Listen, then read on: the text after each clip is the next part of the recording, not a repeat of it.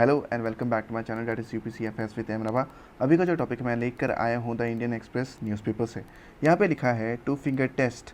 ये जो होता है सेक्सुअल असॉल्ट विक्टिम्स के ऊपर होता है, यानी कि जिसके ऊपर सेक्सुअल असॉल्ट होता है यानी कि रेप वेप होता है तो उसके ऊपर ये अप्लाई होता है टू फिंगर टेस्ट। तो सुप्रीम कोर्ट ने इसको रोकने के लिए क्या क्या अटेम्प्ट किया है, ये टू फिंगर टेस्ट क्या होता है और सुप्रीम कोर्ट ने रिसेंटली इसके ऊपर क्या बोला है, साथ ही साथ गवर्नमेंट ने गाइडलाइंस क्या क्या बोल के रखा हुआ है, ये हम एक्सप्लेनेशन करेंगे। लेकिन उससे पहले मैं पूछूंगा एक सवाल। तो सवाल ये है, the idea of concurrent list in the Indian constitution has been borrowed from. पहला ऑप्शन है USA, सेकंड है स्विट्जरलैंड, थर्ड है ऑस्ट्रेलिया और फोर्थ है USSR।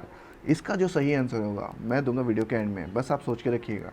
तो अभी स्टार्ट करते हैं अपना भी एक्सप्लेनेशन। अभी जो मैं एक्सप्लेनेशन करूँगा इसको एक्सप्लेनेशन करने में मैं वाजिराम एंड रवि का सहारा लूँगा, राइट। अभी देखो यहाँ पे क्या लिखा है टॉपिक में, टू फिंगर टेस्ट। तो सुप्रीम कोर्ट ने भी रिसेंटली क्या बोला है, अगर टू फिंगर टेस्ट अगर किसी रेप विक्टिम्स के तुम करते हो तो उसको कहा जाएगा गिल्टी ऑफ मिसकंडक्ट, मानी इलीगल बोला जाएगा इसको। ये देखो एक पिक्चर, ये लोग मतलब ये लड़कियाँ जो प्रोटेस्ट कर रही है बोल रही है कि ज़ीरो टॉलरेंस फॉर रेप। अभी आ जाते हैं अबॉर्ट के ऊपर।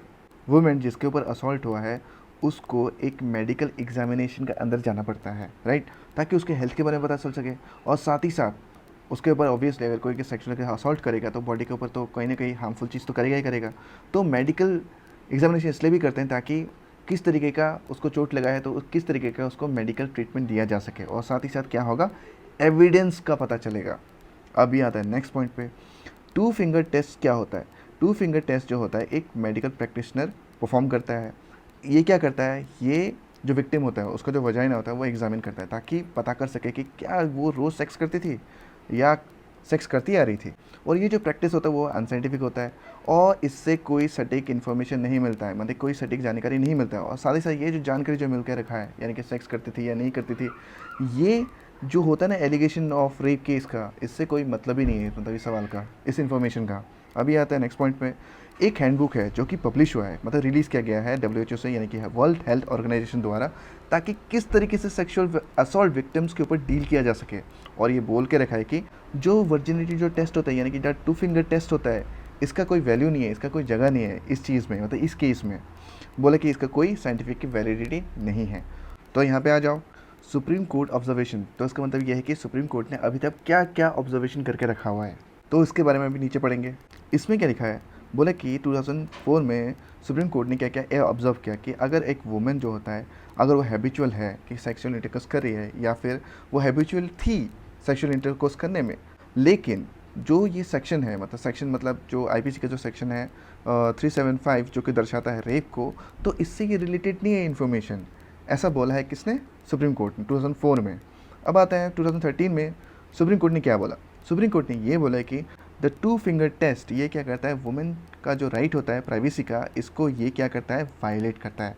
और बोला कि गवर्नमेंट को तुम अगर टेस्ट ही कर रहे हो तो एक अच्छा बेटर टेस्ट करके लेके आओ जिसकी पता चल सके कि ये सेक्सुअल विक्टिम है, मतलब कंफर्म हो जाए कि ये सेक्सुअल विक्टिम है। तो इस ये वाला नहीं चलेगा, मतलब टू फिंगर टेस्ट नहीं चलेगा। अब आता है लास्ट पॉइंट में, बोले कि जो इंटरनेशनल एग्रीमेंट होता है जिसकी international covenant on economic social and cultural rights 1966 और साथ ही साथ UN declaration of basic principles of justice for victims of crime and abuse of power 1985, तो उसको क्या करो, इसको अप्लाई करो। सुप्रीम कोर्ट ने ये बोल कर रखा, रेप जो सर्वाइवर होगा ये तो लीगल रिकोर्स में जाएगा ही जाएगा, यानी कि रिकोर्स जो प्रोसीजर है उसमें जाएगा ही जाएगा। लेकिन इसका मतलब ये नहीं कि तुम ऐसा टेस्ट लेके आ जाओ और विक्टिम को ट्रॉमेटाइज़ करो। बोले कि ऐसा लॉ मत लेके आओ, बेटर लॉ लेके आओ जिससे पता चले कि विक्टिम कौन कौन कौन क्या है। और इससे क्या होगा, ठीक है, इससे क्या होगा, जो फिजिकल जो मेंटली इंटीग्रिटी एंड डिग्निटी है ये वुमेन का बच जाएगा और उससे हार्म नहीं होगा। अगर टू फिंगर टेस्ट होगा तो ये हार्म करेगा। तो ये रहा हमारा एक्सप्लेनेशन। अभी आते हैं क्वेश्चन की तरफ। तो ये रहा क्वेश्चन अपना। तो इसका जो आंसर है ऑस्ट्रेलिया, यानी कंकरेंट जो लिस्ट है हमने लिया है कहाँ से, ऑस्ट्रेलिया से। तो ये था हमारा आंसर। तो अभी के लिए इतना ही। अगर आपको मेरा कंटेंट अच्छा लगता है तो please like and subscribe and thank you.